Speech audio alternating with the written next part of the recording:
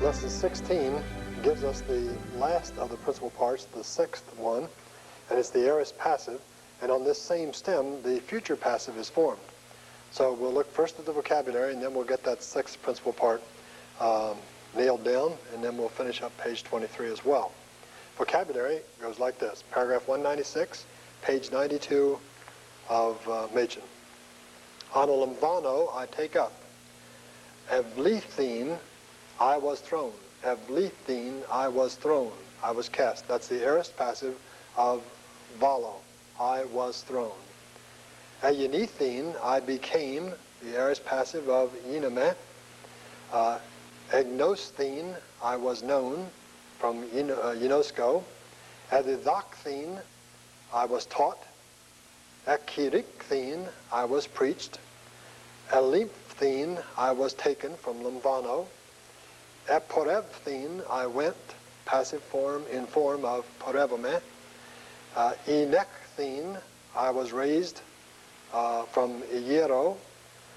Ekusthine I was heard, from akuo. Enekthine I was born, I was brought. Ekthine I was led, from ago.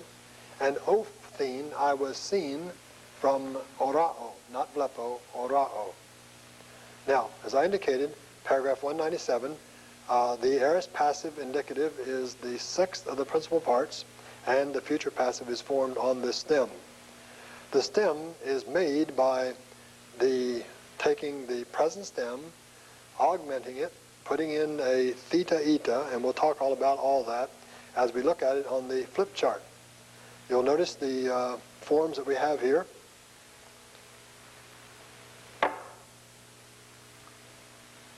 Here we have elethine, and elethine means I was loosed. I was loosed. Now, remember, we have an augment, a stem, and then the sign of the aorist passive. This might be a good time to get this on page 24 of your workbook. Just open your workbook to page 24 and fill in, I think it's 25 there.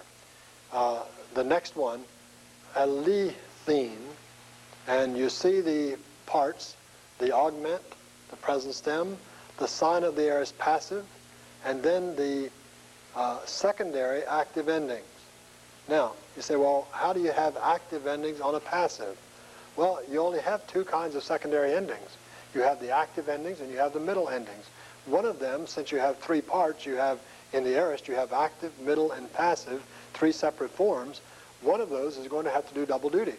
So it's the active that does double duty. So we have the active forms not only in the aorist active, but now also in the aorist passive. So that's why the knee is there. And then it would be and so forth round down. So the elethine, the aorist passive, I was loosed. Secondary endings, active forms. Then the future passive, I shall be loosed. I shall be loosed. Lethisome. Now, notice again the characteristics here. Li, the, so this would be, put a line here, li, the, so, man. So you have 1, 2, 3, 4, 5 parts to the future passive. And you notice that it's built on this stem. No augment, of course, in the future, but there's the stem. And what we say is the present stem, the sign of the aorist passive, the sign of the future, variable vowel, and then the primary middle endings.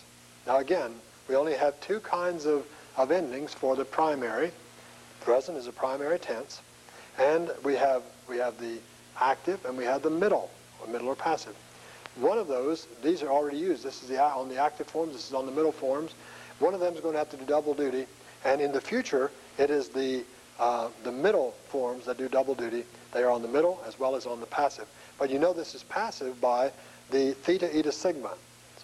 So present stem, sign of the aorist passive, sign of the future, variable vowel, and then the primary middle endings, the future. Now we ought to get those filled into page 23 of the workbook. And we'll finish up that page by filling in, first of all, the future passive right here. And we see those forms on page 93 of Machen. Fill those in right here. That's the one blank spot you had. And then for the aorist of Leo, aorist passive, you can fill that in here, first aorist. And that is on page 93 as well. Now, Machen doesn't give you passive of LiPo, so to finish up your chart, I put the forms on the board. So alethine is the form, and then the same endings that you have for the first aorist, in, is, e, emen, iti, isan. So put that in that section, and that should complete page 23. Now, just to bring all of this together, let me show you something on the board. And this is something you just need to see. You need to see me build it. So that's why I don't have it pre-done. We've done so far 6 principal parts. 2, 3, 4, 5, and 6. Machen's given us all of these. And this is in the indicative. We had Leo. And once I know that the present tense Leo, and once I know it's a regular verb, then I can go on with Liso, with Elisa, Lelika, Lelime, and Alethine. Now, these are the 6 principal parts. Because I know Leo is regular, I can do that. Now, once I know those, then I can make any form there is. Once I know Leo is regular, give me that form, and if I know all of my forms the way I should, then I can make the whole thing. I can go indicative, subjunctive, participles, infinitives, all of that I can do simply by knowing this word, if it's regular. Now, from this form, from the present form, I have 2 actual tenses coming. I have Leo, which is the present, and I have also the imperfect, Eleon. Eleon. This is called the perfect system. The imperfect is a part of the present system. It's called the present system. The imperfect is part of the present system. So these 2 forms come out of this form. And the imperfect is always formed regularly off the present stem. Now, back here in number 6, remember we had 2 from here. In fact, if I take this off, it would look better for us. From this stem, the 6th principal part, come 2 forms. We saw the alethine, and we saw lethysema. In other words, the aorist passive and the future passive. Now, if you keep that in mind, when someone says, what's the future passive of a particular form, you first of all get the 6th principal part. Get that first, and then you have to take off the augment of the aorist, and then take this stem, put the sigma on, and then the ome, and you have the future passive of that particular word. So, to me, this is putting it all together. Now, if I have an irregular verb, if I get a verb, say, with Ionosko, or let's say Yiname, if I go Yiname, I have to say, well, is that regular? I look it up and find, no, it isn't regular. Then I go through and put the principal parts of the irregular verb all across here, and that tells me what is the present, what's the future, what's the aorist, etc. In other words, learning the principal parts is very important to learning everything else. So we'll come down pretty hard on those principal parts. What I'd like for you to do, on page 28 of your workbook, fill in those things that we talked about. Remember the principal parts we said? Fill them in. If you want, you can restrict it only to the ones we've had. That is, if he's giving you forms in a vocabulary as a vocabulary word, just put those in. You don't need to learn extra vocabularies. But I do want you to have that page filled in because, remember, there's a final exam after Chapter 17. And on that final exam, there will be some verbs for you to give the principal parts. So they'll come off that page 28. Now, in the next time, I will have that page filled out for you, and you can check what you've done along with that. Now, there are several paragraphs here we need to look at and to get an explanation of before we can leave this chapter. Paragraph 204 is one. When you put the theta on, the tense suffix, there are certain changes that happen. And it happens very much like paragraph 156. If you want to go back to that page in your workbook, page 27, there will be some similarity to that. What he says there in paragraph 204 is that if you have a P or a B, it's going to change to phi, as he wrote theta. It's going to change to phi before theta. So what he's saying is when you put the theta on, if there is if the verb ends in either P or B, P or beta, it will change to phi before that theta. Now he gives you an illustration. Look at the illustration. He says pembo. Pembo will change to epemphthene.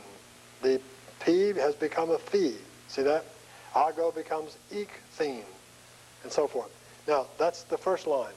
The P, and P and B are changed to phi. The sigma, sigma, and the kappa and gamma will change to chi before the theta. And then the zeta, tau, or delta will drop out, or also, they will drop out, or even the theta, I guess, put that in there. It will drop out before the theta. The P, I'm sorry, let me belay that.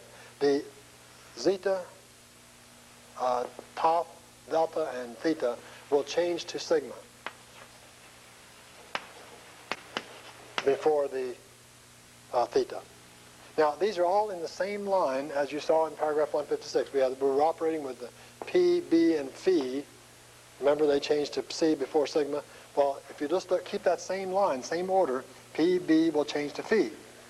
The sigma, kappa, gamma will change to chi. The zeta, tau, delta, theta will change to sigma before the theta. So put those two together, paragraph 156 and paragraph 204. And I think you can get it together. And look at his illustrations. The enago changes to ekthene, and pitho changes to pisthene, episthene. The theta changing to sigma. Paragraph 206, he talks about the second aorist passive. And what he's saying here is that there's a passive, an aorist passive, that doesn't have a theta. For instance, grapho, egraphene. There's no theta there. Egraphene, and then the een, is, emanite, eson. So just keep that in mind, that there won't be a theta in the aorist passive of grapho. Now that is in the exercises. In fact, look at number 2 in the exercises, paragraph 209. Egraphene. These things were written in the books. See? They were written. That's an aorist passive. Doesn't look like it, but it is. So remember that, salt it away for your exercise time. Then in 207, he says the aorist and future of deponent verbs. So some deponent verbs have a passive and not a middle form. For instance, apokrinome, I answer. Apokrithine, I answered. It has a passive. It doesn't have a middle. Some have both. Yinome has ayinomine, the middle, and also ayanithine, the passive. So we'll have both of those forms. So check that out in the back of the book. You can see them, or look in your page 28. Now, one more thing. There will be a quiz. Paragraph 203 has another one of those things that we need to get together on. So I will give you the present indicative, active, middle, passive, etc. And I expect you to be able to fill in the form and give the translation. That's a good summary of what we've been doing with the indicative mood. So get that ready, do your homework, and we'll get ready for the final chapter in this semester, chapter 17, and then we'll be ready for the final exam.